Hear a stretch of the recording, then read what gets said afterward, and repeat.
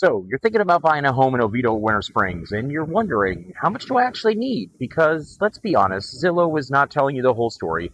A lot of buyers think it's just save up a down payment and you're good to go. And then they get hit with closing costs, inspections, insurance, and suddenly they're left like, wait, nobody told me about all this. And that's where I come in. In this video, I'm breaking down exactly what it costs to buy a home here, from the down payment to the closing costs, and what different types of homes actually cost, so you know what to expect before you start the house hunting process. What different homes cost here in Oviedo and Winter Springs. All right, well, let's make this real for a second. What does it actually cost depending on the type of home that you're buying? Because there's a big difference between a condo and a 4-bedroom house, and your wallet will definitely notice.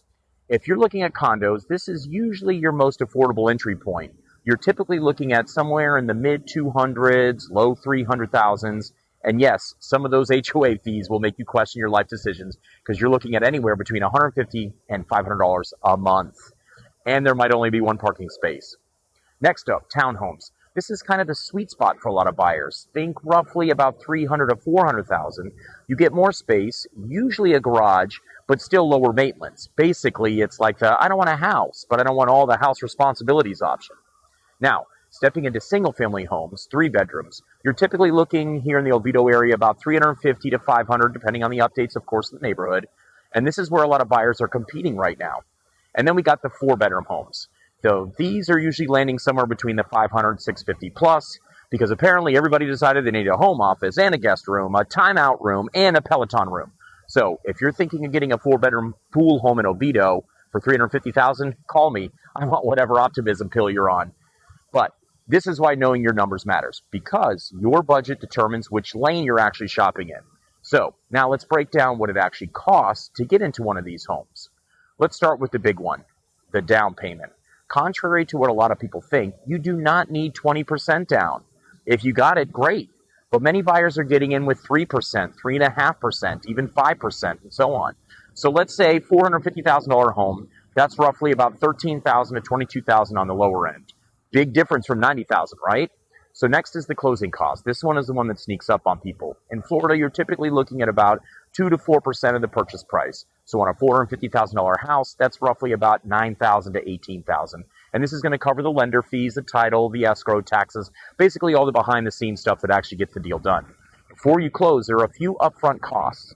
Home inspection, a couple $100, worth every penny. Appraisal, another few hundred, and sometimes additional inspections depending on the house. This is not where you want to cut corners, unless, of course, you enjoy expensive surprises later. Now, let's talk about the ongoing costs people forget about. Insurance and property taxes. Florida insurance has been, well, let's say a little interesting lately. So this is something we always want to price out early. Property taxes are going to vary, but they're a key part to your monthly payment.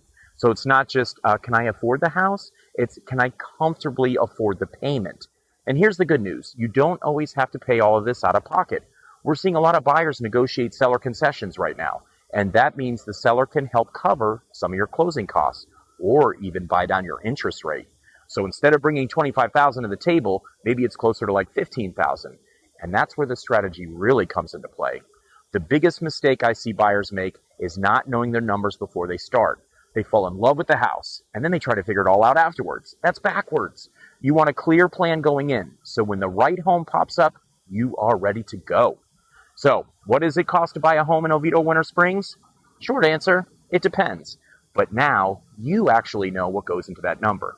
If you're thinking about buying and you want to break down based on your situation, price range, loan type, all that, reach out to me and I'll map it all out for you. Or drop your price range in the comments and I'll give you a estimate.